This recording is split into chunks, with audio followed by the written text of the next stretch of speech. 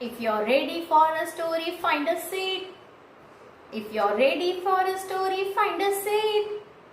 If you're ready for a story, check your hands and then your feet. If you're ready for a story, find a seat. Hello everyone. Today we are going to learn new story and the name of the story is I Want. I want to be big, says little monkey. I want to be strong. A wise woman hears him. Take this magic wand, she says, and all your wishes can come true. A giraffe comes by. He stretches his long neck. He eats the sweet leaves at the top of the trees. I want long neck, says little monkey. Pop! His neck grows long, just like a giraffe. Little monkey is happy. An elephant comes down to the river.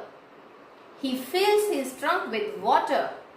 He blows all over himself. I want to do that too, says little monkey. Bang! Just like that, it grows a trunk. He is very happy. This is fun, he says. Next, little monkey sees a zebra.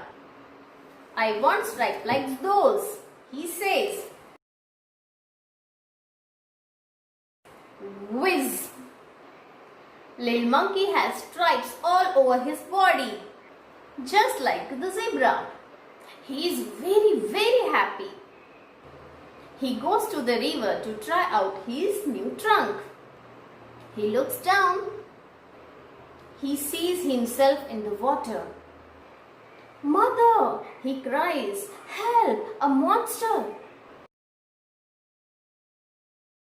That's not a monster, that's you, says the mother. You want a giraffe's neck, an elephant's trunk, and stripes like a zebra. Don't you remember? Little monkey cries and cries. I look awful, he says. I want to be myself again. There is a pop, a bang, and a whiz.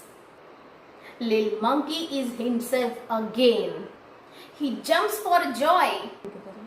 He throws the magic wand into the river. He never wants to be anyone else again. So students, what do you learn from the story? Students, we should love ourselves the way we are.